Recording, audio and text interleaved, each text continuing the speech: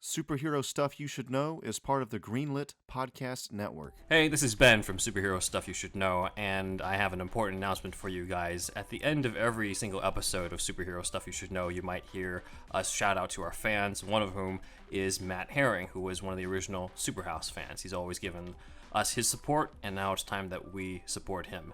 We've just recently found out that Matt has been diagnosed with stage 4 colon cancer. And as a cancer survivor myself, I know personally that there's a lot of emotional and financial strain that comes into that. His wife, Kelly, has set up a GoFundMe account at gofundme.com/f/Matthew-kicks-cancer039s-butt. And hopefully you can help reduce the financial strain to that, as well as some of the emotional strain that comes with that. Again, that's gofundme.com/f/Matthew-kicks-cancer039s-butt. Matt Herring was the first, I guess you could say, true Superhouse fan. We were Superhouse at that time. You know, the first fan of this podcast and what we do here, and has always supported us, talked about us, and he's from a town close to where I'm from, and so we share that as well, and just a huge superhero fan, and, you know, nerd like the rest of us, and now he's going through that, and if you could donate just at least any amount of money to that link that Ben just said, that would be truly appreciated. Just hang in there, Matt. You'll beat this thing soon.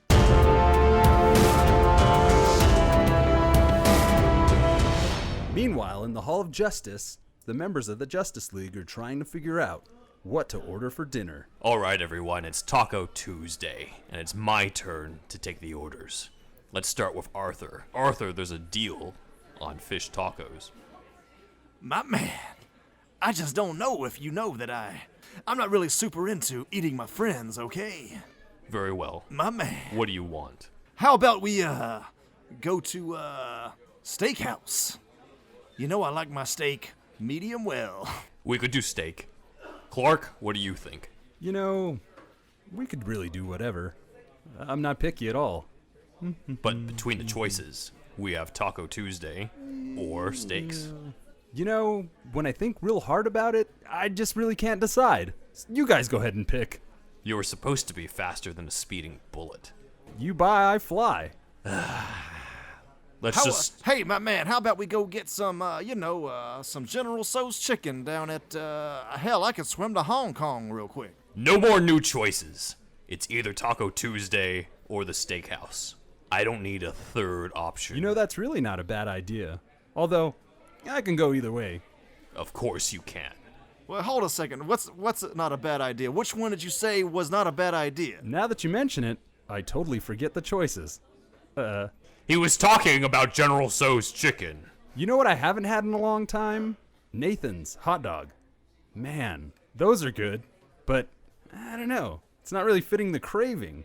Tacos, huh? My man, as long as it's not some sort of, seafood, some sort of like one of my friends like Topo or a seal even, any sort of marine life, I'm okay with it. So even though hot dogs are kind of gross, I'm up for it. Let's go. Very well. Nathan's it is. Let's start with your orders then. Arthur, I presume you want a number 1. My man, you know you really are good at this detective stuff. I will go with a number 1. Yes, I presume that you had an inclination for fries today. I will go for that. Yes, I've made the decision easily and quickly. I will go straight for that number 1 with fries. Good. Clark, I'm not even going to ask. You know what? Surprise me. Surprise you, but, I mean, are you really sure you don't feel one way or the other about anything on the menu, Cal? I don't want to get hung up on semantics here. You know, whatever's clever.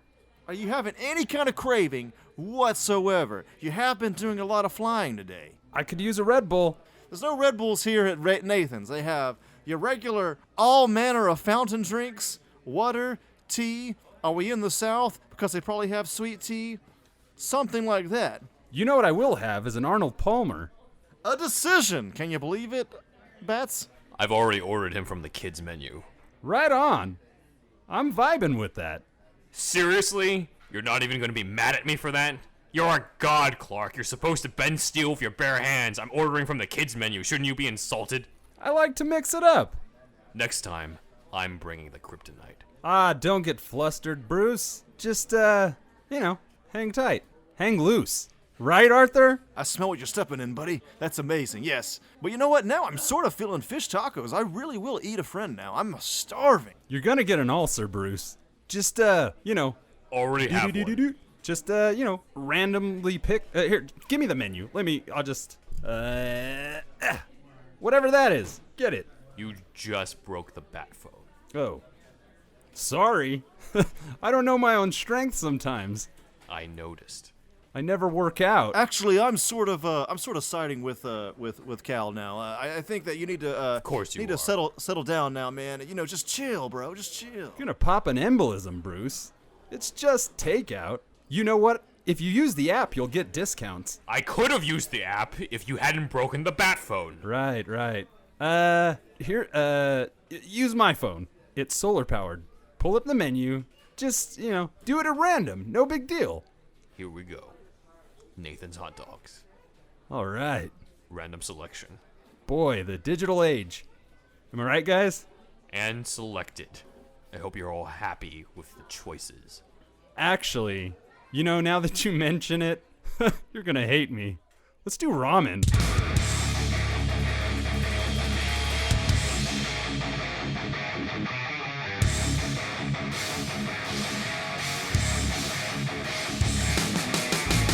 All right, everybody, welcome to another episode of Superhero Stuff You Should Know. I am Andrew, one of your hosts as usual, and I'm once again joined by Ben Atavius. Hello. And last but not least, most certainly, is Wolfatavius Maximus. Hey, what up? All right, so my plan here today is I'm going to be making a case for Superman being cool. And how I make this case is I'm going to show all of the themes and all of the deep thematic elements and rich mythology surrounding the character. I think a lot of this is unknown by a lot of people, and I think that if more people knew these things, then Superman would be cooler. These are the things that I think make Superman cool. So here we go. Is Superman cool, Ben? Sure. It just depends on how they write him. I think these days too many people write him off without actually having been exposed to his stories. Or they're just going off of movies that they've seen or they saw when they were growing up, but didn't really absorb what it was supposed to be about or anything like that. So I think he's too often judged for what he represents or what people think of him, as opposed to what is actually done with the character. All right, and Wolfatavius. No. Care to elaborate there? Superman is not cool. All aliens are An opposing stupid, view. and he doesn't even look cool. He's got pajamas on. Okay, so we're going with not cool. All right. No, I mean, he's all right. I don't know that much about Superman, other than what I learned from Seinfeld, and that was pretty cool. Interesting, okay. It's like I like Okay. Superman the animated series, and I have read some Superman comics that I have enjoyed. I think Superman's cool, but it's hard these days to find relevance for the character, it seems. Slightly different question, but I'm going to ask it anyway. It's kind of similar. Do you like Superman? Yes. I do. For the same reasons, basically? For the same reason. I think, and then this is probably something that we'll end up elaborating on it earlier, and I talked a little bit about it in our previous interview with the Zero Issue crew, but to me, I think it's an interesting conceit that at the time, especially when it came out around like the Great Depression era, where it was all about trying to give hope to people. The idea, like if you look at the context of how he was created, he was pretty much the first superhero, right, in a way, and so the idea wasn't so much just the whole he can fly, because he didn't fly really in the first issue. Right. It wasn't about how he could bend steel with his bare hands or anything like that. It's the fact that he was capable of doing all those things, but nobody knew about it. Nobody knew who he was, because he was, for all intents and purposes, a human being, a guy with a 9-to-5 job, a guy who seemed to have a crush on his coworker, who didn't return that crush in return, and he still had like a deadline to make, and occasionally has to. This wasn't in like the 1938 comics, but It was a time where he probably had to make rent and all those sorts of things, but nobody knew that this is a man who was capable of destroying and enslaving humanity, who had the possibility of doing that, but instead he chose to instead help people based off of his upbringing that they expanded upon a little later than in that time. But I think that's what is relatable about him is sort of the more average Joe aspect that I think people forget because they focus too much on the superpower and not enough on the Clark Kent. Okay, and Wolfie, you said you don't know much about him, so you don't know if you like him or not. No. All right, moving on. Just kidding. Yeah, he's all right. All right, so I'm going to go into some personal reasons. So when Kill Bill Volume 2 came out, they had that one section where they talked about A mythology. A mythology is not only great, it's unique. A staple of the superhero mythology is there's the superhero and there's the alter ego. Batman is actually Bruce Wayne. Spider-Man is actually Peter Parker. When that character wakes up in the morning, he's Peter Parker. He has to put on a costume to become Spider-Man. And it is in that characteristic Superman stands alone. Superman didn't become Superman. Superman was born Superman. When Superman wakes up in the morning, he's Superman. His alter ego is Clark Kent. His outfit with the big red S, that's the blanket he was wrapped in as a baby when the Kents found him. Those are his clothes. What Kent wears, the glasses, the business suit, that's the costume. That's the costume Superman wears to blend in with us. Clark Kent is how Superman views us. And what are the characteristics of Clark Kent? He's weak.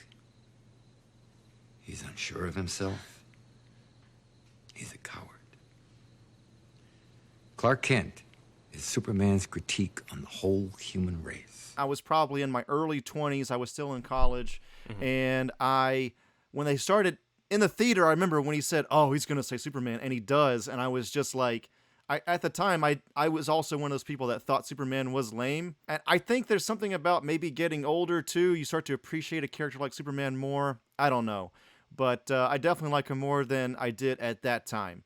And then cut to Man of Steel, and I know it's a fucking controversial-ass movie, but there was something about the timing in my life where, like, I became non-religious out of college. I grew up kind of religious, or at least in a religious setting. And then during I had like a deconversion kind of thing that happened to me. What do you mean?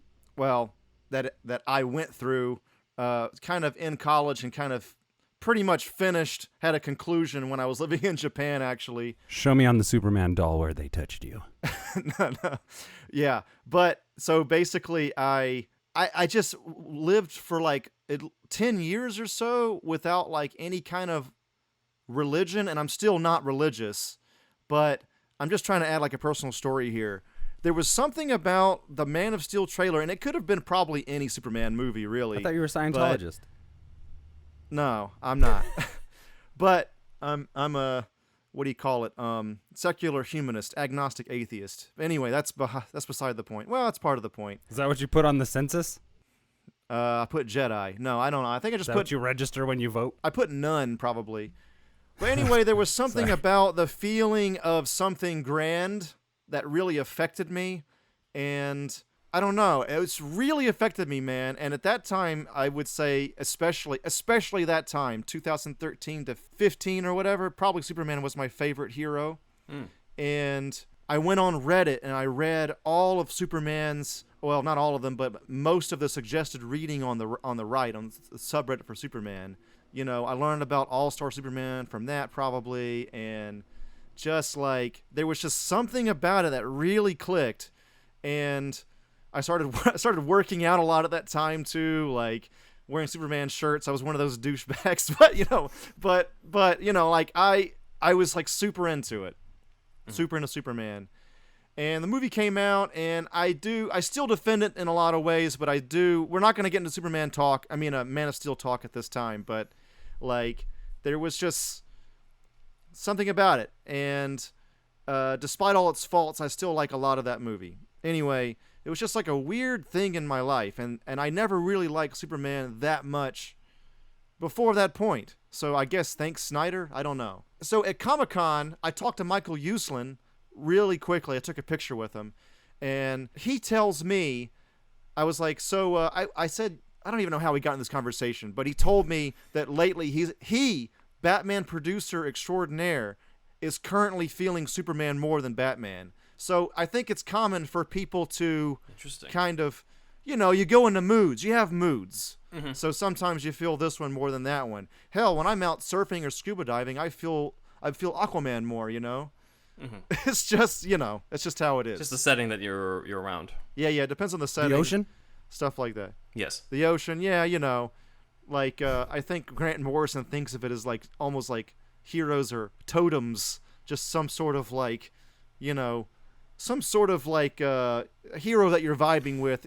Even though you know it's fake, there's something about it that can be inspiring. They're all also connected, at least in his run, it felt, to the Greek gods. Where, yes, you know, I was going to get into that. Yeah, go ahead. Yeah, where Aquaman is obviously some form of Poseidon, but he sort of sees Batman as Hades and Superman as Zeus. Green Lantern, I think, is Apollo. Flash is Hermes. All that kind of shit. Especially with the lightning and the Jay Garrick helmet if you go into the Jay Garrick Flash, so yeah. Yeah, they especially in Justice League comics for sure. It's a good way to kind of combine all their powers, at least thematically. All right, so let's go into why people don't like it. Like, why are we even asking this question? What are some problems or misconceptions of things about Superman that people don't like about him? Let's start with Wolfie this time. What are the common misconceptions? Oh, he's too powerful, or that's pretty much the only argument I know about. He's too powerful. He's too powerful? Yeah, he's got too many abilities. And then they seem to frequently take away abilities to try and spin his tail a little bit better. Right. But I think it's really the writers just aren't touching on the humanity that is expressed through the character himself. People, you know, like if you're just looking for something cool, there's that shit a dime a dozen. It's everywhere. But if you're you know, keeping your eye open, there's great Superman stories that play on that. I can't name all of them, any of them, most of them. Death of Superman. I read that shit.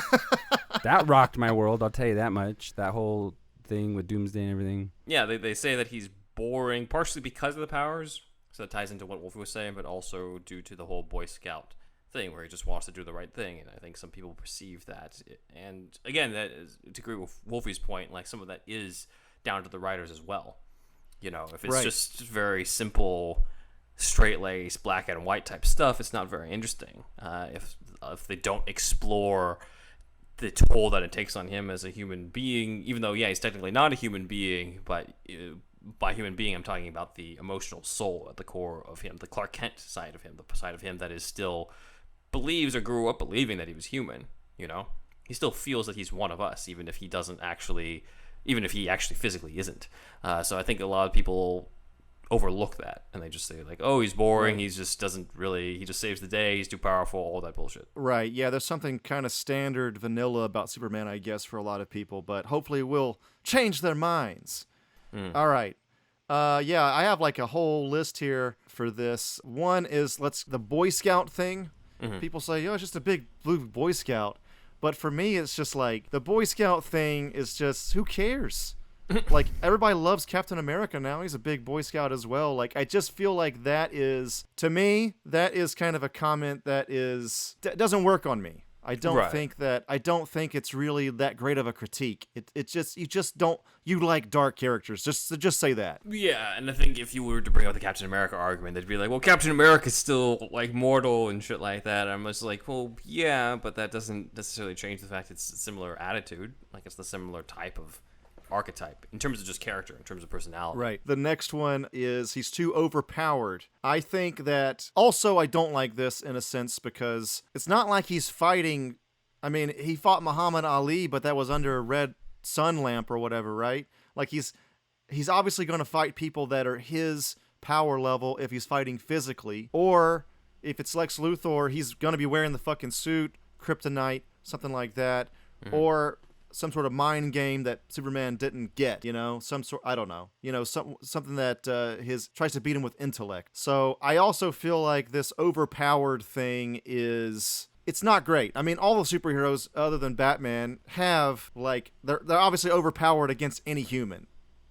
Captain America's fucking overpowered. I think the central conceit of any superhero is going to be that he has the capability or has some sort of ability that the villain does not. Right. Or that he has something that an ordinary person doesn't have. So that's kind of intrinsic to the entire story, as opposed to, or the entire genre, really, as opposed to something that's specific to Superman. It's just kind of like, it irks me, like we said in the last episode. It's a little bit irksome to me. Mm-hmm. Also, with the overpowered thing, this is like a mythological kind of thing, right? Especially with, like, the bigger the powers, you get to have a bigger stage. You get to fight in space, You get to punch people to other planets. Like, I think that in recent years, Dragon Ball and anime have kind of taken that helm with, like, zany, overpowered action. But I do think that was a big part of Superman. People, like, especially in the Golden Age and Silver Age, probably they wanted to tone that down after a while.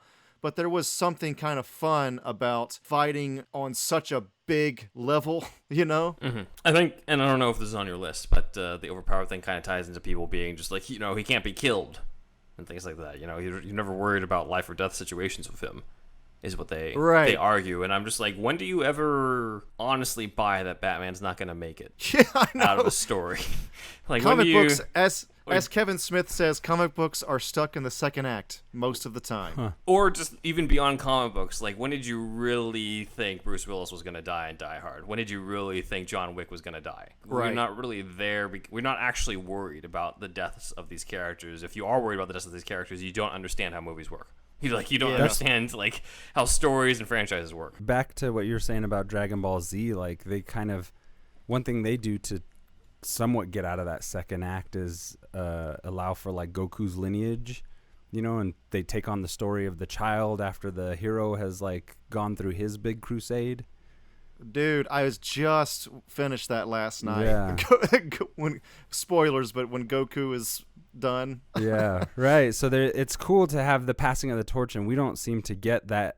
We don't seem to get that too much yet with our superheroes. Yeah, I agree. People say he's unrelatable. Pretty much covered that with the whole, like, Superman. The relatable parts of Superman don't come from being Superman. They come from being Clark Kent. They come from, like, can you imagine if Superman's day identity was Bruce Wayne? Nobody would really relate to that. He's like, wait a minute, he's got the powers of a god, he can fly, you can't shoot him, and he's a billionaire playboy who's in charge of the CEO of the company and everything, and can get whatever he wants. He's the 1%er. Yeah, exactly. What they did, 1% man, and the ultimate power. I'm going to repeat what I said on the Zero Issue thing. There was an interesting conceit where they almost flipped the dynamic. You have one secret identity that's not supposed to be relatable, a secret identity that's out there.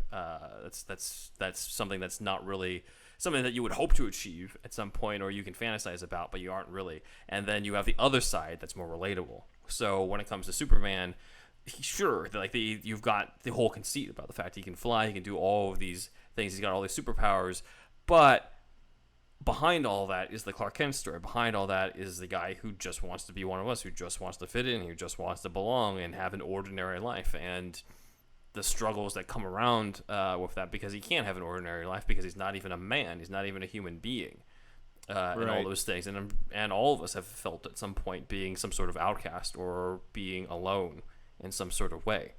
They call him the last son of Krypton, even though that kind of gets contradicted a lot once, like, Zod and all the Phantom Zone people and Supergirl and everybody starts showing up. But there's actually a lot of them. Yeah, he's not really the last son anywhere, but he still feels like alone, because even if he's not technically the last son, he's the only one who grew up on Earth. Right. He's the only one who's had some sort of childhood here, who were believing that he was a human being, and only to find out that you're not a human being and you're not at all among the people who you love and care for and all those things. So that's the relatability factor to me, is behind the Clark Kent stuff. Why he chooses, in the old days he chose to be a journalist just because he wanted to, like, get intel on the world and know when things were going on. But I'd say, like, these days, It's because he also wants to continue doing the right thing, or what he sees to be doing the right thing, without having to use his fists, without having to fly, without having to be showy about it. He wants to do it the way a realistic person could do, because he wants to be human. So that's what I would say in terms of relatability. And then to bring it into Batman, like the Bruce Wayne side is the unrelatable part. The playboy, the billionaire, the very few people. That's relate very to those interesting. Aspects. The reason why That's true. Yeah, the reason That's why true. people relate to it is the Batman side, the fact that he could get hurt, and on top of that, the fact that he's driven by some sort of pain and trauma that he can never really get over, and that's the side that we relate to. We relate to the superhero of Batman and the human being of Clark Kent, but we don't relate to the playboy side of Bruce Wayne, nor do we relate to the god of Superman, but we relate to the men behind those masks. And that's the appeal of those characters. The thematic there, and I'm definitely not the first to say this, but Batman is essentially thematically a man trying to be God, or get to a godlike level of physique or whatever, and mind.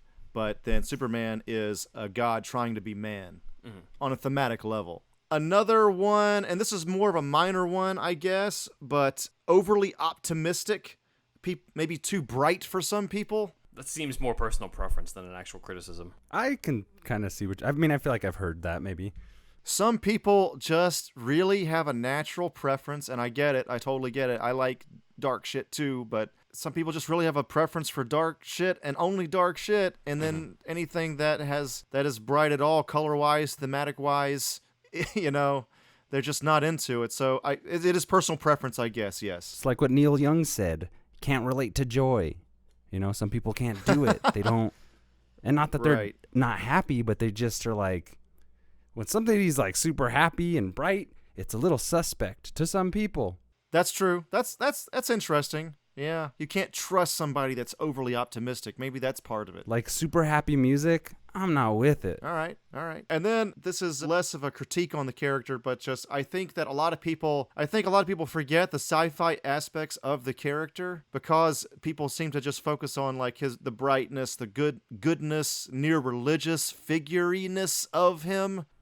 But we do have, with Superman, spaceships, aliens, laser beams. The creators of Siegel and Schuster, it is noted that they did have a love for sci-fi at the time. Siegel described his friendship with the similarly shy and bespectacled Schuster, quote, "When Joe and I first met, it was like the right chemicals coming together," end quote. They shared a love of science fiction and adventure fiction and movies. So, I don't know, people just forget about Krypton or the spaceship aspect or whatever, him fighting aliens, but this is another thing kind of to Man of Steel's credit. They did they wanted to kind of focus on a more sci-fi take in a way, and Goyer, he said he had an idea from watching The Day the Earth Stood Still, things like that. It's alien invasion kind of take with the movie. So I thought that in and of itself was good, even though there might have been some other parts of the movie that were not so great. Another one, sort of sci-fi thing, he can be taken out with a green rock. We had this brought up in our last episode, actually. People don't like kryptonite. I think what's interesting, because I have thought about this before as well, if Batman goes up against an ordinary man or criminal, that guy's gonna get his ass kicked. Similar thing with Superman, but what if that ordinary person had kryptonite? Anybody who has this green rock can actually take out Superman. So what seems like a weird weakness is actually really the power of any human being to take out an alien, because of being xenophobic, because of being because of being a criminal and just wanting to get him out of the way. But if anything, him having kryptonite can make him weaker than the quote-unquote more relatable Batman.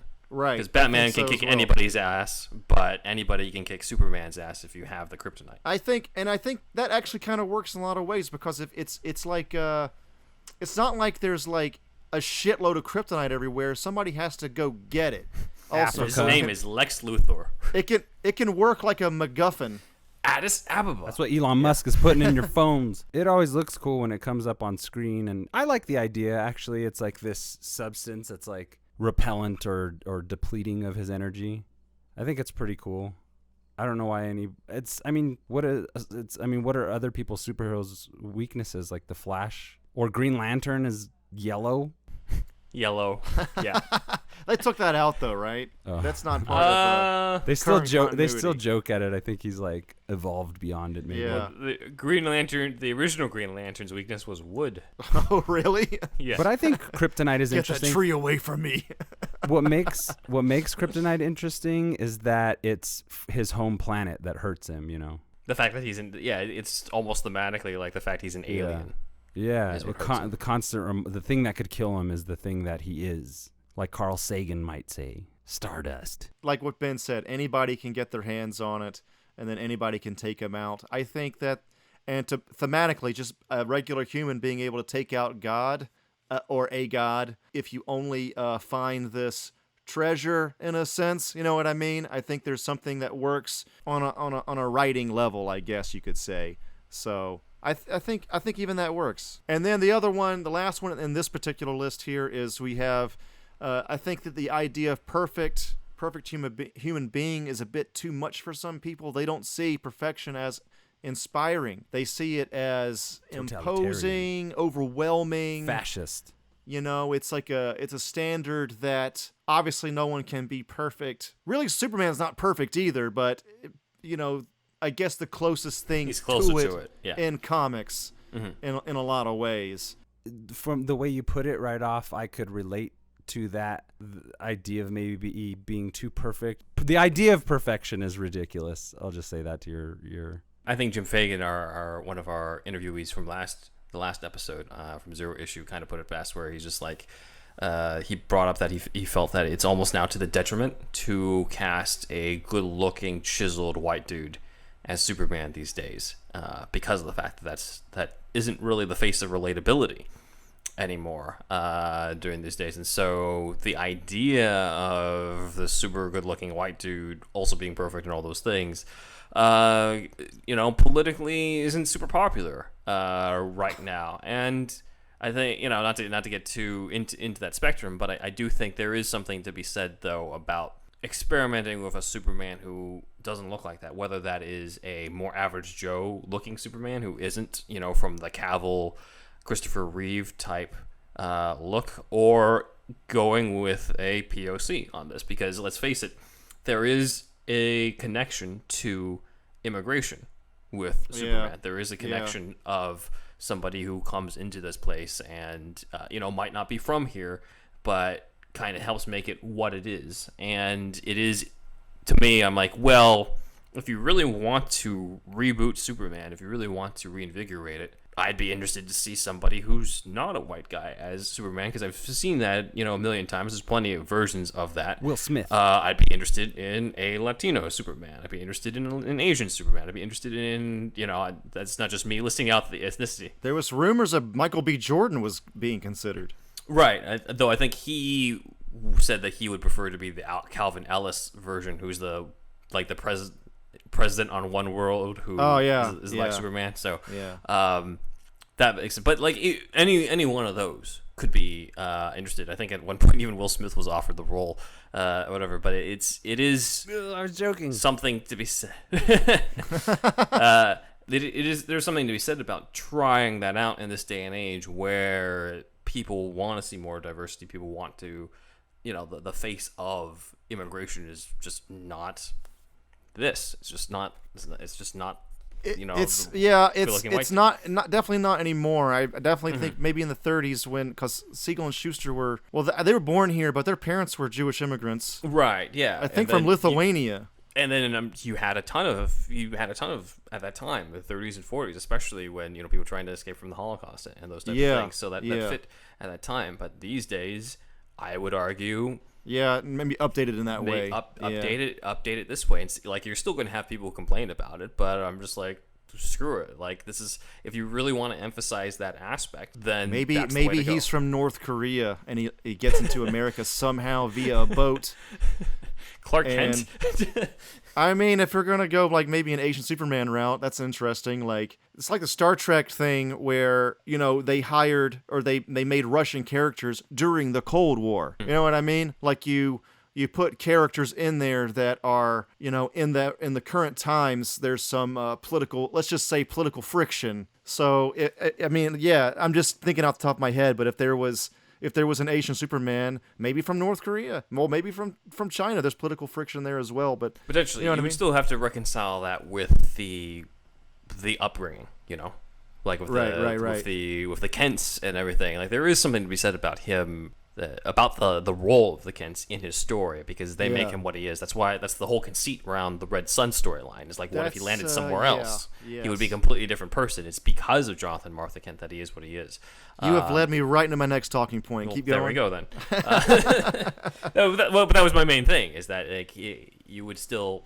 So that leads me to that is my next point, Ben. The nature versus nurture thing. This is obviously one of the biggest thematic elements in Superman. Basically, especially since Red Sun came out, for sure, Superman seems to be somebody that is very much more nurture than nature in a lot of ways. The reason that he is good is because of that down home country, all American,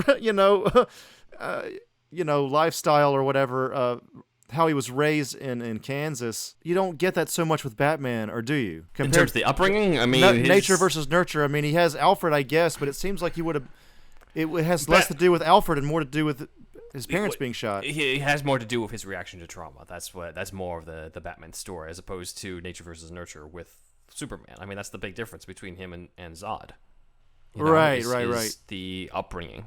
Who knows who he could have been if Krypton didn't explode. Maybe he wouldn't have been anybody, Right. Like maybe he would have just been just some random son of a scientist who's also a scientist. Like that's what the episode that's based on the Alan Moore comic for The Man Who Has Everything kind of shows, is that Kal-El on Krypton, if it didn't explode, he was just a normal, ordinary guy with a family. And in the end, that's all that Superman really wanted, until he realized it was all a dream. And this family that he had was a lie, and he had to say goodbye to the son that he thought he had, who didn't even exist. There's an alternate timeline where he could have had an ordinary life on Krypton, but instead he came here, and the fact that he was raised by the Kents is what led him to become Superman. Not just the fact that he's from Krypton. Krypton just gave him the powers, but it's the Kents who gave him Superman. Right. So the next thematic element is supreme goodness. I had this conversation with Felix, who was in an old episode. He was saying that like Japan doesn't have this whole idea of like a supremely good deity, and that mainly comes from like a Judeo-Christian kind of Abrahamic religion kind of influence. And a lot of people in recent years want to relate Superman to Jesus, but these original creators, Siegel and Schuster, were Jewish, and possibly there's a little bit of that. Well, I would say not possibly, more than likely 99% chance that some of their Jewish upbringing was and the religion really is in the Superman mythos.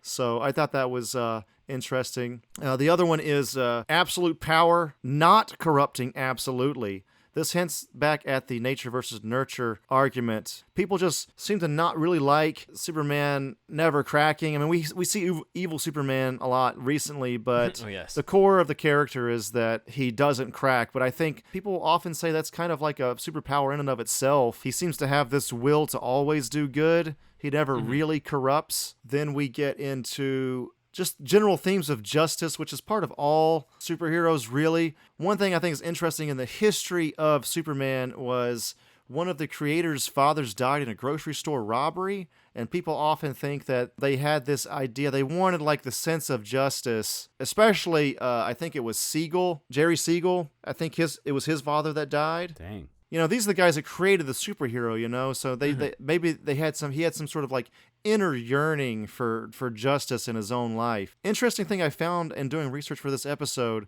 is that people that hear the story often think that it was from a gunshot, but the coroner's report, it seems to be that he died of a heart attack from shock during the robbery. That sucks. Interesting. Suffered no gunshot, actually. Is it widely believed that he was shot? I think that people hear grocery store robbery, and people that actually get this far in their research, they think that, but then another step deeper is like, no, it wasn't that. He just had a heart condition, I guess. What's interesting is that, just to bring in Batman into that, is that's the original, one of the ways that Martha Wayne died. Oh, shit. In Okay. Batman mythos. Not in the very first appearance in Detective Comics 33, but I think Batman 47, which is where that introduced Joe Chill, part of it. In that version, where they first introduced Joe Chill, they said that Joe Chill only shot Thomas, and that was it, because he was only hired to shoot Thomas. Martha died of a heart attack or heart failure from basically the trauma of seeing her husband get killed in front of her. That's interesting. Then maybe that was in the water there. Maybe Bill Finger took that from the death of Seal's dad. But that is an interesting part. And then Grant Morrison then just contextualized it and said that, you know, Martha was shot, but it was only fatal because she had a weak heart. So that was his version of it. People do gossip, and people, you know, they were in the same office, I'm sure, many times. So I think, that's possible that actually could have been influence there. So, man, holy shit. In early Superman comics, you know, before they really had a lot of supervillains, he's kind of taking down corrupt bankers and people like that, right? He is. He even, there's a war going on at one point, and he takes the leader of one country, and he flies over to the other country, he takes that leader, and he puts the two dictators together, and he's just like, all right, talk it out. And he's like, do you guys know why you're fighting? And they're like, we don't know. And then he's like, all right. But he single-handedly stops a war. He goes on, like, when Grant Morrison did the New 52 reboot, he wanted to recapture that feeling from the 1938 comics, of the Action Comics at that time. And so it was him taking down the man. It was him taking down the corrupt and the stuff that you would expect Batman to be going after and everything. That those were the original Superman villains before Lex Luthor, before Brainiac, before any of the aliens even. Like there were no alien villains at all Superman, until like the 50s or so. Yeah, like it was mainly just Superman and a whole bunch of human beings. Corrupt human beings, of course, but dirty dogs on Wall Street. This is another thing that's kind of connected with all this, like, especially now with like Black Lives Matter and like kind of like how can I say this? A white dude beating up other people's really not a great image right now. You know what I mean? So Superman has this he's like ultimate white dude in a sense, but not white power. Never been associated with that. Actually taken down the Klan, and he was invented by Jewish guys.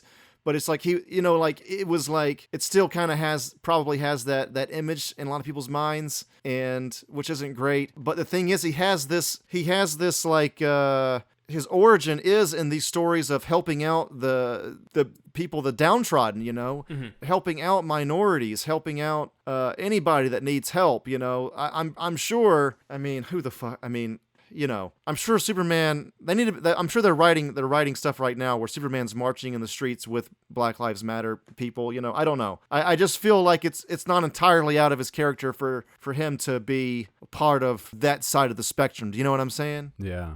Yeah. I mean, I think just in general, Superman being there to help or help the downtrodden and stuff is those are things that most people sort of repost on Reddit and shit. I think the most famous page from All-Star Superman has nothing to do with the main story, but it is just him being there for a suicidal woman. That's the thing. Like he could be saving a nuclear power plant in Russia, but this woman's about to jump off a fucking ledge, and he's like, "Well, that's Superman's dilemma all the time, is choosing who to save." But yeah, that's one of the most powerful panels. People love that. I love that whole page. It has become iconic with Superman in recent years, and for good reason. Tells everything about the character. It's a testament to Grant Morrison really understanding how to fucking write whoever the fuck he's writing, you know? Yes. So, and I mean, he also said that like in All-Star, he made him more powerful because he's like,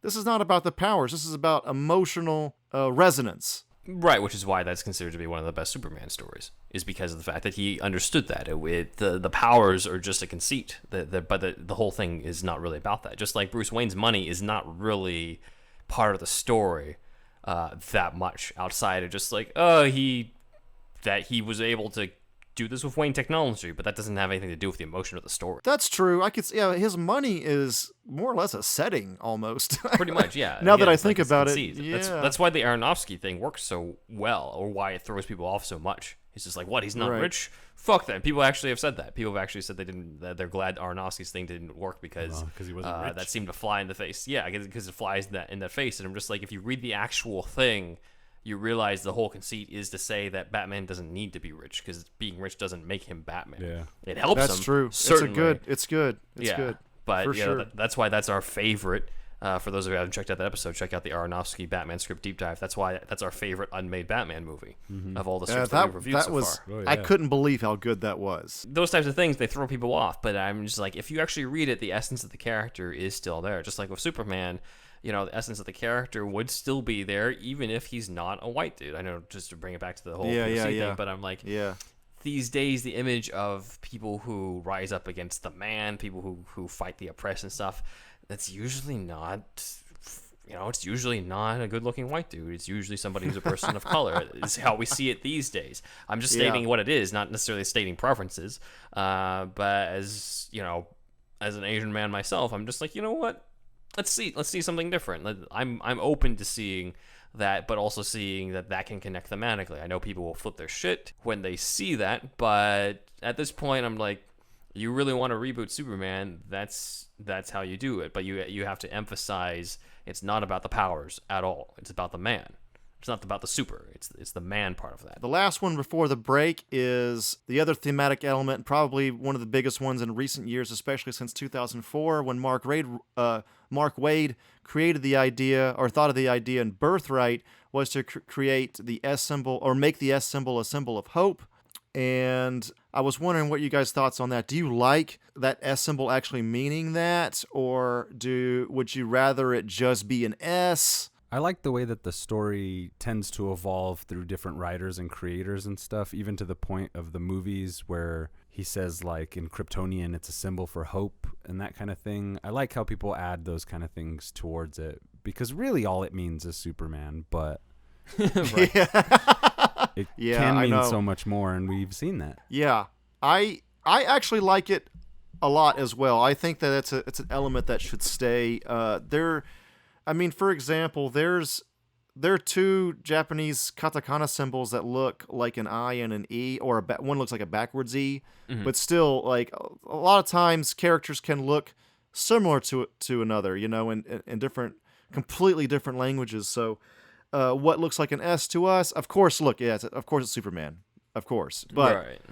And that's what it was for so long in 2004. But I don't mind it also meaning hope in Kryptonian. So I'm a big fan of that. And Superman being the character he is, I think that Mark Waid, I don't know, it's a great addition for Mark Waid, really. For me, I think I actually like the Smallville take on it, where the insignia or the logo for the House of L was the same shape, but the actual symbol was a little different, a little bit more alien looking. And so that was cool too. Symbolically, the S is kind of like the human side of him mixed with the Kryptonian side. That's cool. It's like the mix of both is what they had in that version. I believe I'll have to look again just to make sure that the S symbol didn't actually then turn out to be some other Kryptonian thing. But I'm pretty sure in the beginning it would look like an 8 inside of that shield thing, and then when he was given the Superman suit, of course, it turned into the Superman logo. Well, he turned it into a Superman logo around like season 8 or so. But the main idea, though, that I like is the mix of both. Is saying, like, I am from Krypton and from Earth. I'm not one or the other. That's interesting. I've actually, full disclosure here, I've never really seen a whole lot of Smallville, guys, but deep dive coming soon. That wasn't part of my my research from Reddit and all that. But right. But I think it's kind of lucky with S, the way S looks, because that curve looks like one strand of DNA also. I don't know if anybody's ever really moved it, taken it that direction, but, there's something that maybe can be done there. So, yeah, it's just like a squiggly line being the S symbol. I think that it works. So anyway, after the break, we're going to go even deeper.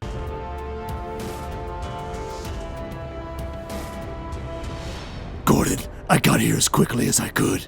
It only took an hour and 45 minutes this time. Well, actually, you got here more than an hour later than I turned this damn thing on. I saw it in the sky, and as soon as I saw it, I went straight to Gotham. I don't mean to be telling you your business or anything like that, but, isn't there an easier way, possibly a more direct line of communication between you and I and this light? There is nothing more efficient than a motherfucking light in the sky. Hold on 1 second, I'm getting a call. Yes? Master Bruce, everything all right? Yes, but don't call me that right now. I'm on the rooftop. Oh shit, sorry. Call me the Dark Knight, Great Caped Crusader, or Batman. Any of those three will be perfectly acceptable. All right. Talk to you later, Dark Knight, Cape Crusader, whatever. I used to change your diapers. You see, Oh, what was that, Gordon? that's kind of exactly what I'm talking about here is I know you have other means of communication within direct lines of people that we mutually know. So all I'm saying is, this big old fucking light that's sucking up power from the GCPD, you're driving up the major crimes unit's electricity bill like you won't even believe. I mean, you have all these toys and everything. You see, Gordon, you and I have a specific relationship. I have an extremely powerful computer at the Batcave, and I hack all kinds of government satellites on the daily. But between you and me, I like to keep it old school, you know what I'm saying? I just don't like for things to get too clingy. Your words, not mine. All I'm saying is, well, anyway, the Joker just killed like 19 people. What? How do you know that? Let me check my phone. Fuck, Alfred's calling again. Fuck.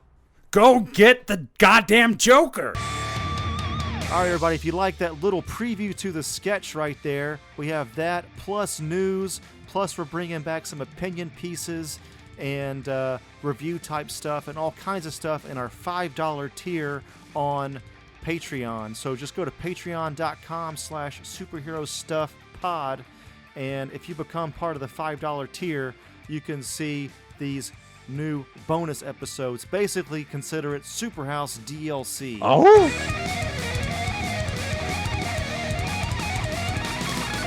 Hello, this is Norman Osborn, otherwise known as the Green Goblin, and you're listening to Superhero Stuff You Should Know. You're gonna have one hell of a time.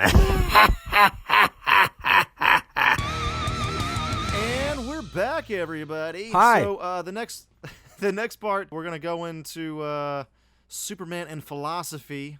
As with all superhero stuff, well, a lot of it, there's a lot of philosophy with, especially on the DC side, I feel like, more so than Marvel, but I could be wrong about that, correct me if I'm wrong. But on a personal note, I'm a big fan of kind of combining what was originally a childhood medium, a medium for children, but combining that with, like, actual true wisdom, kind of deep ideas and things like that. For me, there's something that comes full circle in that regard, like from child to old age, I guess. So this kind of stuff I really get into. And again, I'm no philosopher, and this is only scratching the surface. It's not like the deepest thing in the world. The people write books about this. But basically, a lot of people think that Superman is more Immanuel Kant, and Batman is more Nietzsche. There's even a scene in Superman 3 in which Lorelei Ambrosia, the blonde bombshell, is secretly reading Kant's Critique of Pure Reason. How can he say that pure categories have no objective meaning and transcendental logic?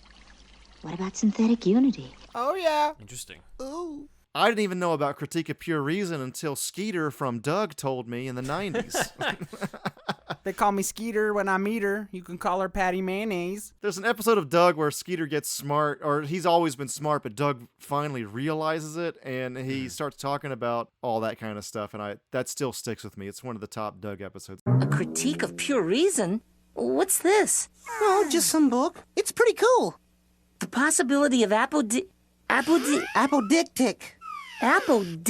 principles? What's that? Well, he's using the word oddly here because he wants to prove an a priori body of synthetic knowledge is exhibited in the general doctrine of motion. Anyway, to butcher these ideas, basically, Kant stressed... Kant or Kant? Please forgive me out there, guys. Kant boy.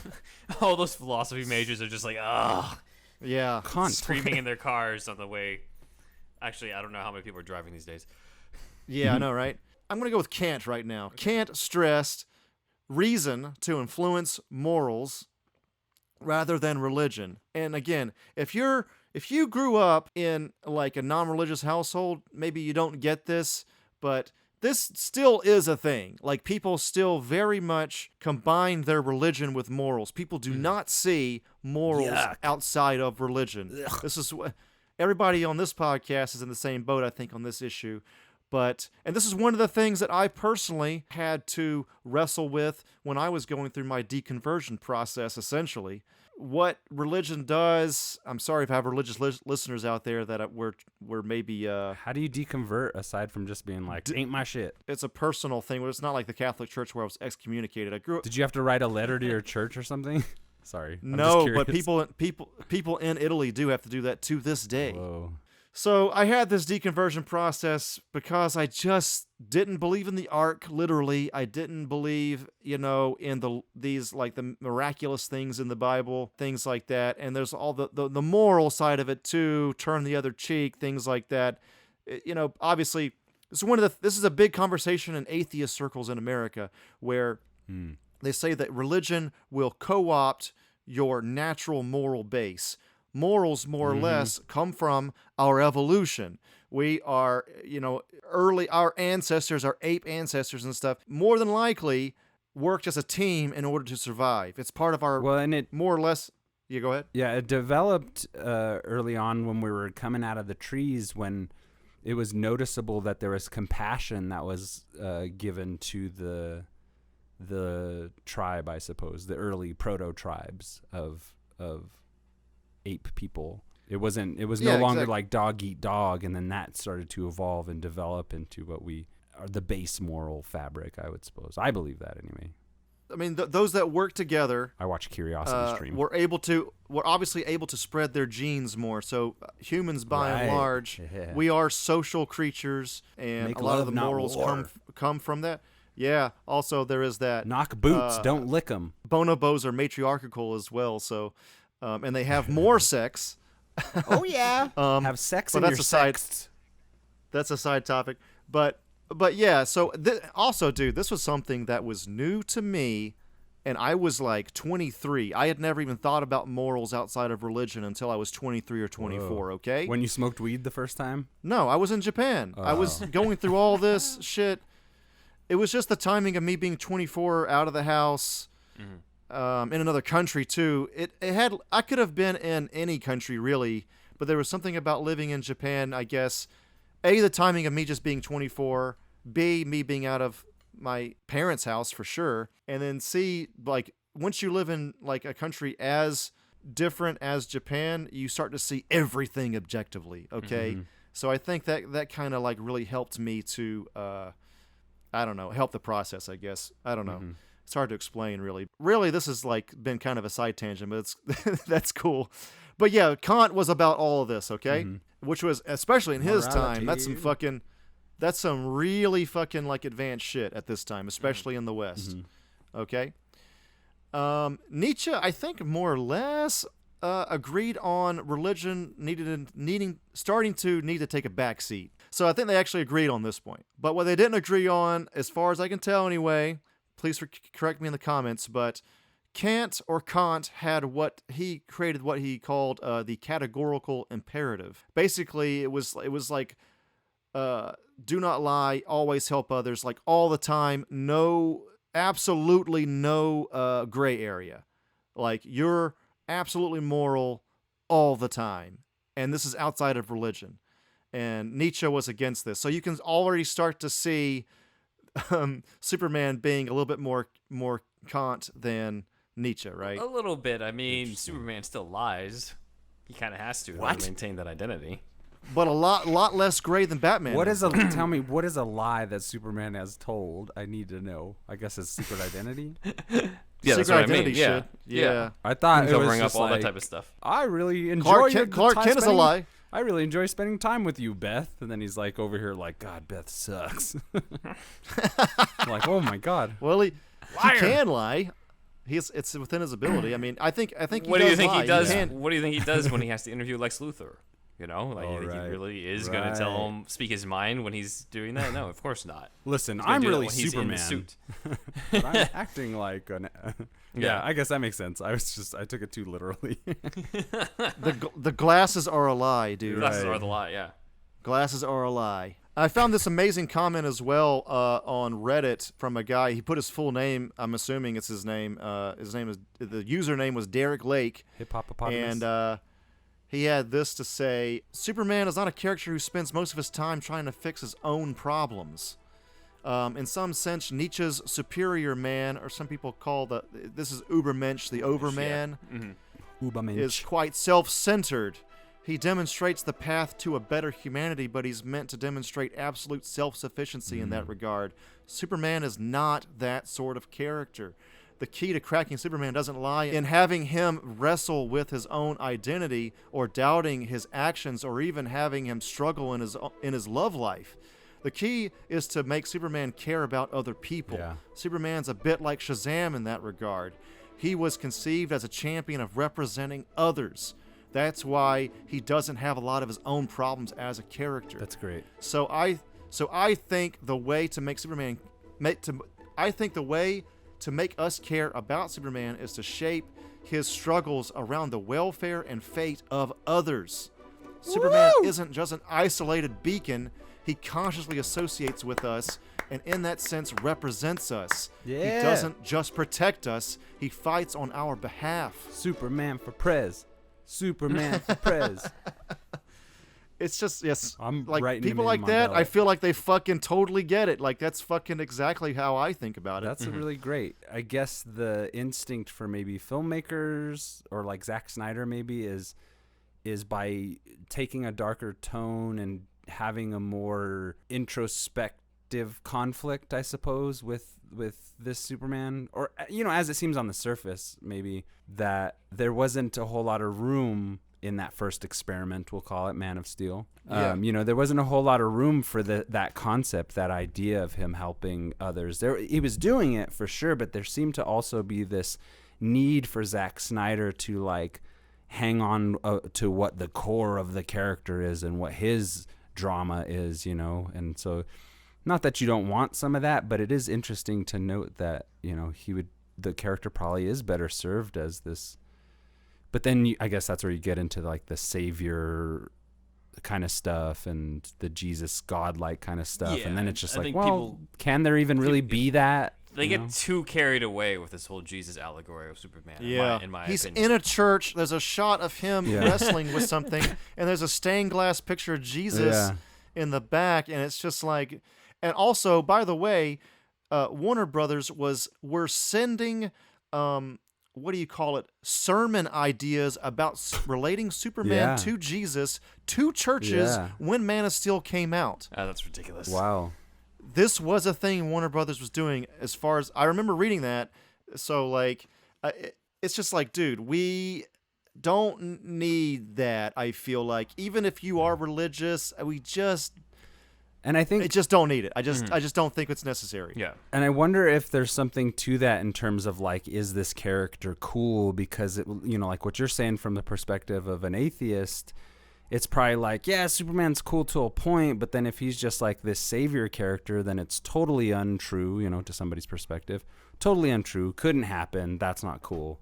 Where Batman is, there's a possibility of that fantasy to somewhat be perceived as could be real. Somebody, if they had enough of those resources, they could do. It's just real enough, basically. And Superman almost seems too fantastical to be related to by the world that we live in. Maybe that's probably should have been my. Well, just going back to overpowered, like we said before. Also, well, being an alien. But my point that I'm trying to make is that maybe what makes him cool is that to a more intellectual society or fan base potentially is that maybe he's just too fantastical to be interesting. Too many powers? No, I'm saying because he ultimately, like, when we start talking about him being this like savior figure, and not because it's leaning into so much what we know about that based on like Christian mythology, but just the idea that he does become kind of this like savior god of any kind. And it gets to the point, I guess maybe it's just my perspective, or I'm collective with other people's perspective, but that to me he seems a little less interesting than a character like Batman, because he's so fantastical in the way that he can like go to this part of the planet and stop world hunger, and then go to this part of the thing, and it's just like, man, that sure is nice on the page. Well, I mean, that's part of the fantasy, though. It's like the same reason that I view like Superman being able to fly is like Gandalf being able to shoot lightning out of a goddamn staff. You know what I mean? Like it's in the same category almost. I feel like it makes people sad because they're just like, yeah, that's super great there, but like there's all this fucking bullshit. Yeah, it doesn't exist. That's what I'm getting at. See, this goes back to what we were talking about before. Yeah. This is what that's the thing though. Like, well, I was going to get to this, but let's get into it. I didn't want to be too heavy-handed. No, it's good. It's art for inspiration and things like that. And sure, that's not the way it is now, but at the same time, it's something to strive for, like they say in All-Star and in a lot of Superman comics. Right. Give them a symbol to strive for. And then there's that. You know what I mean? Exactly. A mind like Grant Morrison to be able to not just like attempt to reinvigorate the interest in the character, but really examining, I guess, somewhat like this episode, what the potential that underlies these kind of prejudices that have developed. Well, I mean, there's something to be said about like humanity creates these characters that represent basically supreme goodness. Yeah. Whatever we think goodness is, you put that into this package we call Superman. Yeah. And like Grant Morrison says that like in some ways, he's into like occult shit and stuff like that, so he's not exactly Christian, right? But he said that like Superman is better than Jesus because at least we know Superman is fake.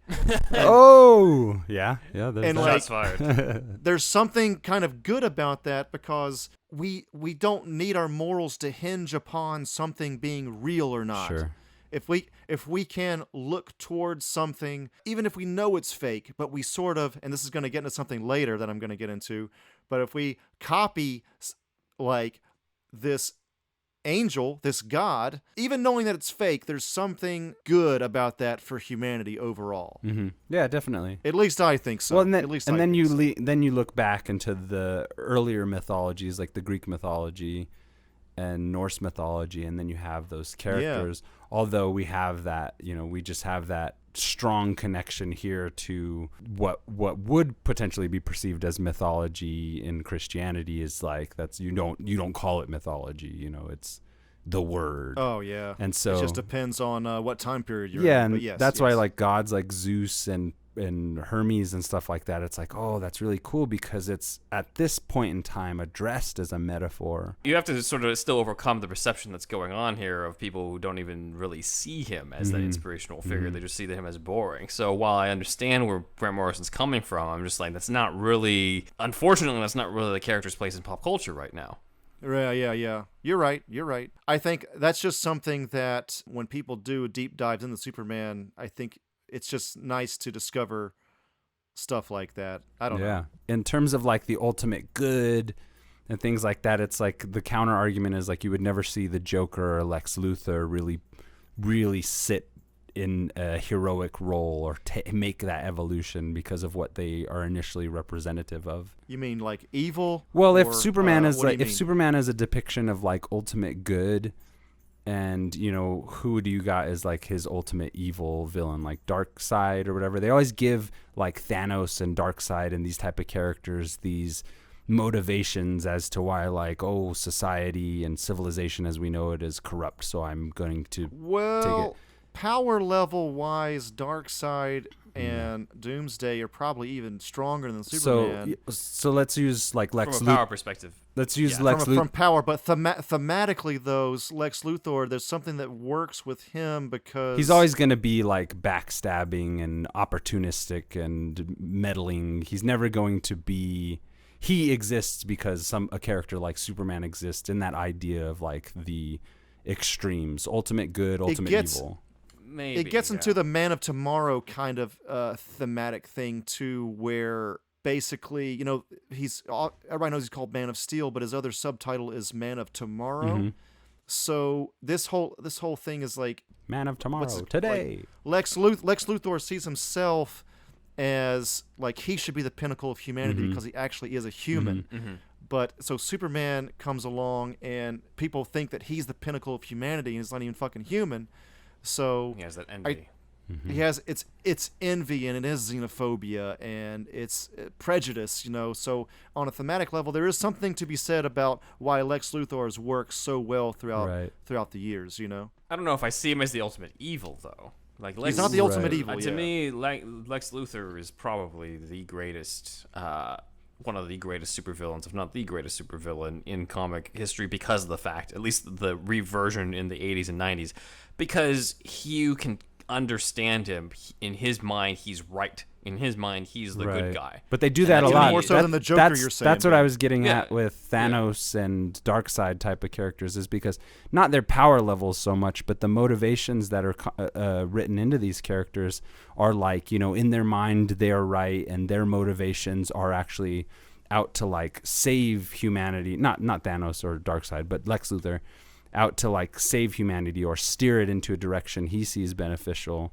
With Lex Luthor, at least, I think Joker knows he's evil and just revels in being evil. Right. But it's he represents the psychopaths and like that. All I'm saying is like you're never gonna have a writer like write a Lex Luthor story where Lex Luthor is actually the hero, right? I mean, there's a bunch of them. Are there really? Yeah.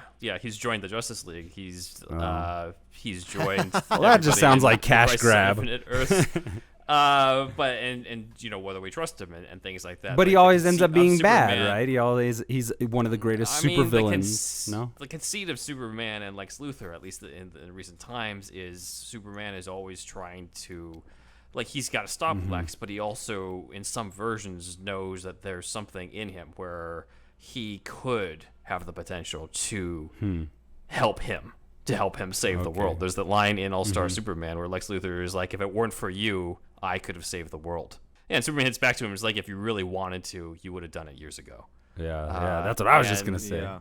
But, like, at the end, though, after that, he is inspired to do that. He is inspired to kind of turn over a new leaf, and then you've got the whole interpretation of Smallville where they were friends and everything beforehand. Right. Like, there's this whole back and forth about, like, okay, in certain versions, he's like, the ultimate evil piece of shit. But in other versions that I think are more interesting versions of that, it's he has the capability of doing it. He just got too sucked into his own ego. He just got too sucked into making it about the Lex Luthor show and not so much about humanity itself. And the fact that he says that it's on behalf of humanity is more of his own excuse. But in his mind, he doesn't see it that way. In his mind, he's the hero of the story, as shown in Lex Luthor, Man of Steel, that comic, and all those sorts of things. So I think that's why he's one of the best. He's one of the best supervillains in that.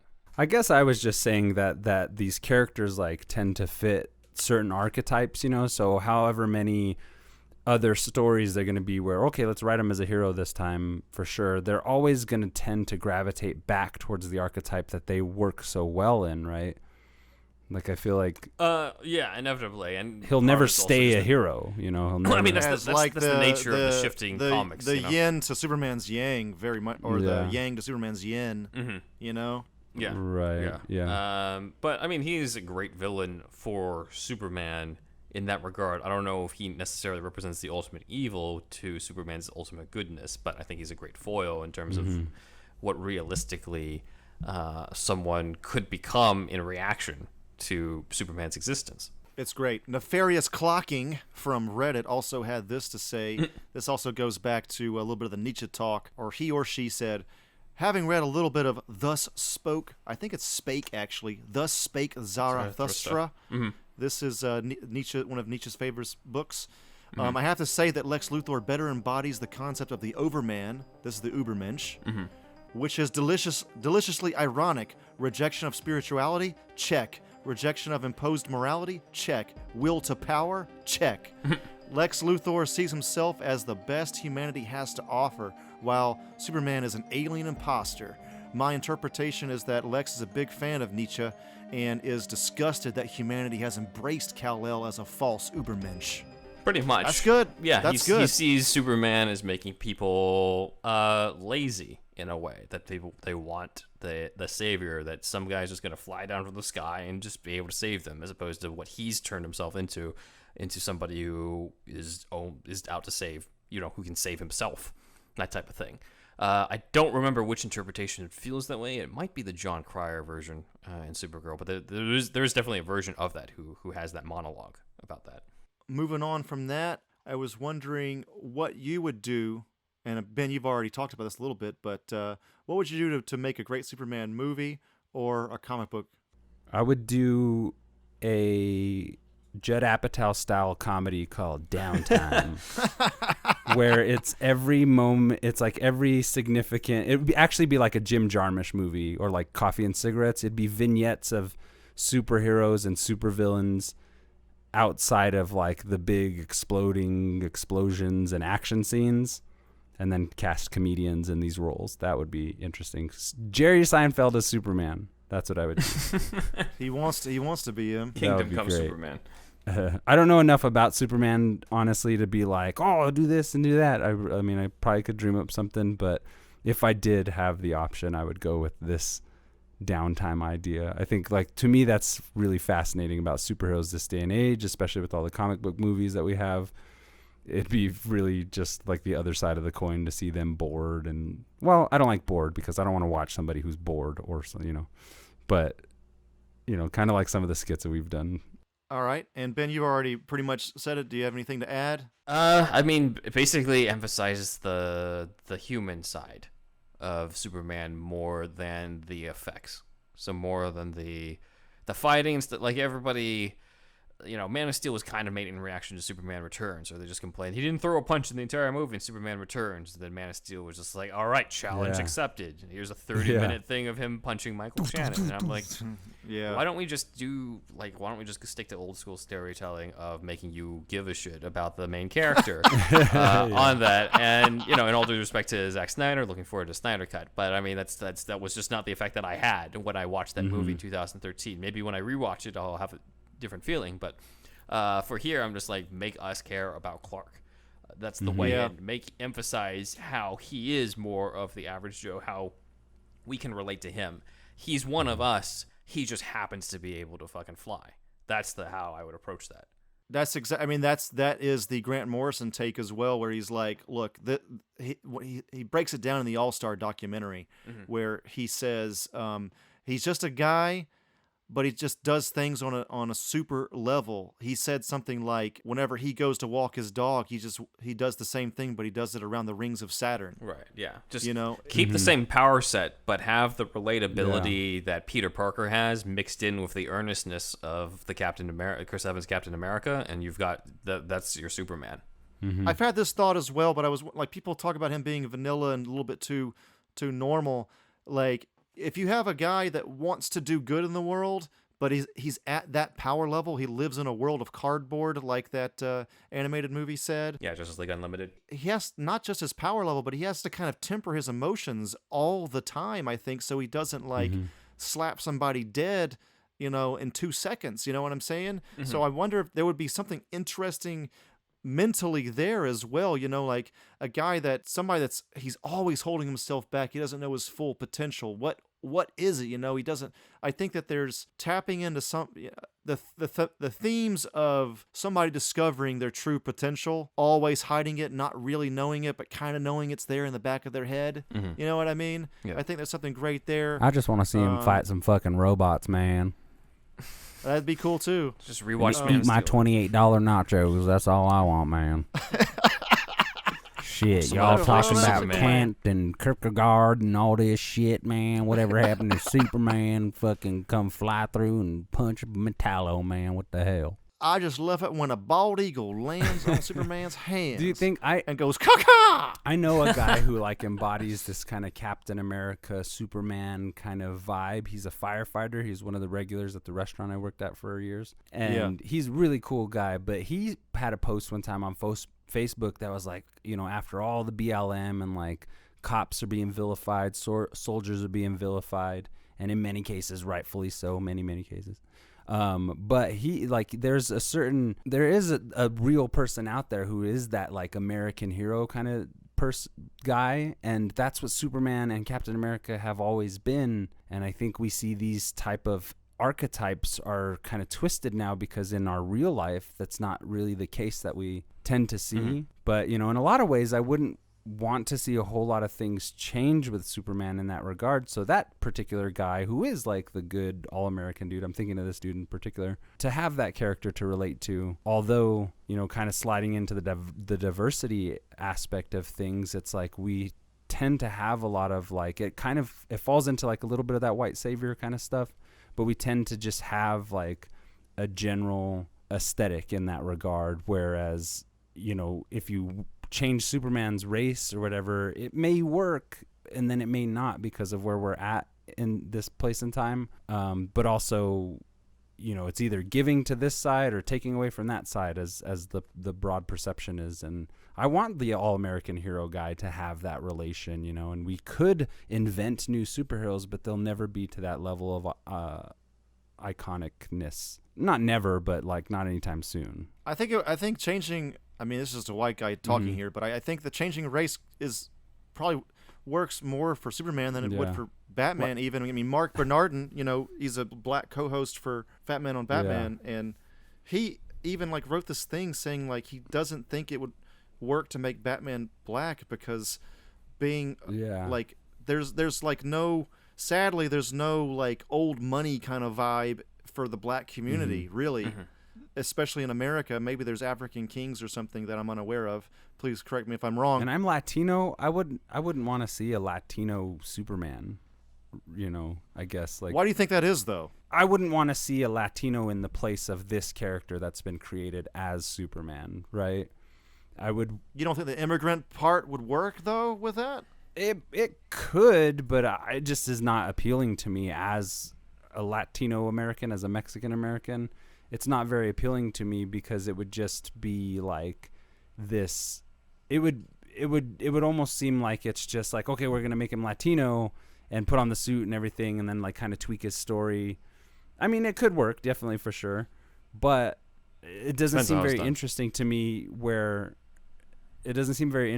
Whereas like actually drawing from Mexican culture to create a hero, as opposed to trying to fit Mexican American. I see what you're saying. I see what you're saying. Into the all-American kind of idea. Yeah. I'd rather like a Jaguar dude or something. You know what I mean? Like something like Quetzalcoatl kind of Superman would be fucking badass. Like, you know what I'm saying? Anyway. I see what you're saying. Yeah, I like that Superman is Superman, I guess is really what I'm saying. And I don't mind that he's white. And if they changed it, I think that would be cool. You know, I love experimentation with this kind of thing and flipping it on its head. But you know, there is something to be said about who Clark is and what he comes from and what he's always been portrayed as that is also very special. Again, you just have to emphasize the Clark Kent aspect. You have to emphasize the humanity behind it, whether he's white or Asian or Latino or anything like that.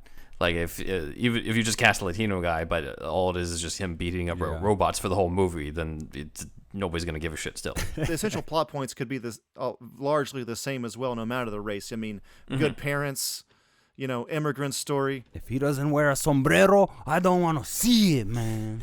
That's some stupid shit. Again, it just comes making you care. That's all. That's the main secret. That's true. I mean, you could do that with anything. Good ass parents like the Kents. I mean, that's obviously essential to this whole thing. So Mom, Pa, whatever the race is, yes. I mean, it would be. I mean, for sure, it'd be very interesting to see. Kind of just makes me think that, you know, even though maybe some of the characters that wouldn't be created in a more diverse way by more diverse creators maybe not be so iconic as Superman or whatever, but it is definitely time at least for those gates to open. I'm not sure how that can be, but it's like we do need new heroes that can stand alongside Superman and Batman that are Latino and black and Asian.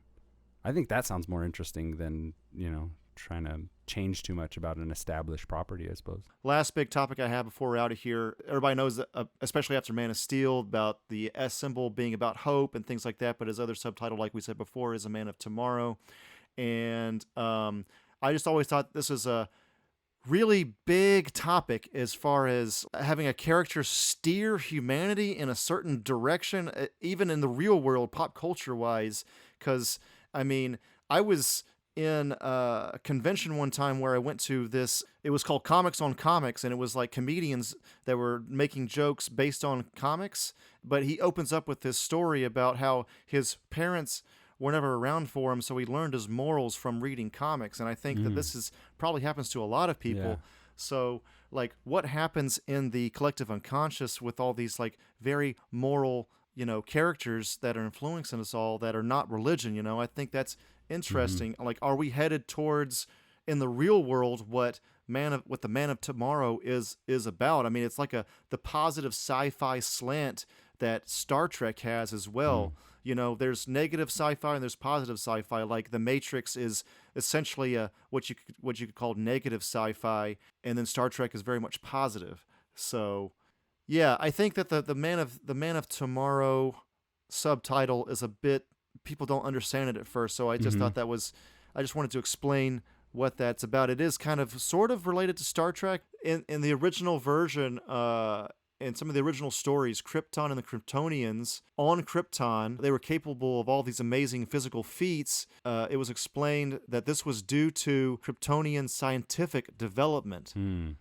They had made themselves into super beings through their technology. That's dumb. It's just like a possible positive future for humans, I think. And are we sort of engineering ourselves in the real world towards that direction, becoming less religious, but still more moral, and obviously increasing our technology and hopefully being ethical alongside these developments? We're definitely moving towards destroying our planet. That's true. So that involves we need to get a little bit more ethics with that technology. And that's how prophetic that it could potentially be. Like, say we do end up in this advanced utopian society, however, the damage that has been done will be like the undoing of that development or whatever. And we'll have to send a freaking Earth kid to some other alien planet. But the thing some other planet, yeah. Yeah, the thing, because I don't know too much about Krypton either, but the thing I think I really like, or thought I knew about Superman or liked about Superman, was that he didn't get his powers until he was on Earth, correct? With our sun or some shit like that. And on Krypton, he was just normal? Yeah, I think that actually depends on the time in which which it's written, because I think I like that better. The earliest versions, it wasn't like that, once they had the red sun idea, I think that's when it became like that. I like that so much better, and I suppose that's another thing that makes him human, is the dependency on this life-giving essence or whatever. Right. The sun, yeah. And otherwise, if it's just a planet full of super beings, and I guess that's what I was trying to get at earlier with like the fantasticalness. I'm like, that's too much. I would be bored. Like, what if you were on that planet and you didn't have all these powers that these fucking people did? So I hate this idea that people have these shows of like, there's superheroes everywhere, but let's take a really deep look at all the people who don't have I think there's a couple shows that came out like that. I'm just like, who wants to fucking watch that, you know? It's so stupid. Right. Going back to what we were talking about, like copying angels and gods, I actually got this idea from, again, Grant Morrison, but he brought it up in a documentary as well, where he brings up this Italian, I guess, philosopher from 1486. His name was Pico della Mirandola, and he had this famous speech. Basically, I guess you could say it was called the Oration on the Dignity of Man. And essentially it says that men were capable of learning from and imitating any existing creature. We often want to fly like birds and the like. When man philosophizes, he sends the chain of being towards the angels and communion with God. When he fails to exercise his intellect, he vegetates. Pico did not fail to notice that this system made philosophers like himself among the most dignified human creatures. The idea that man could ascend the chain of being through the exercise of their intellectual capacities was a profound endorsement of the dignity of human existence in this earthly life. So this idea of copying the best parts of whatever we imagine in order to become the man of tomorrow, I think, is all connected. It's a way, is Superman a way of us creating a fake character, throwing all of what we see as good, and then following that not by rules set forth by the creators of Superman or the character Superman himself, but just rather by inspiration from that character alone. We just don't have any of the religious baggage there, but all of the moral goodness of it. Right, yeah. Which, in that regard, I think, personally, is very beneficial to any mind that is relates to that, you know what I mean? Because it does kind of like, you do want to be able to keep your dreams and like the fantasies that inspire you along. And if you can detach your morals to that, it seems maybe there's a deep connection there anyway. But in this day and age, it's probably very much more healthy from an intellectual perspective to find your heroes without, all that baggage of like the religious aspect that comes with it. After all that we've talked about in this episode, do you think that Superman can at least be viewed a little cooler than he was before by most people, Ben? I think so, because of the fact that I think it's more exposure to the elements we've talked about recently that would require people to have a change of heart. Somebody I know just started watching Smallville recently, and he was never a big Superman fan, but he was just like, oh, like there's more to this character than just being invincible. And I'm like, but yeah, like how else is he being around for like 82 years, Like it's like, think these things through.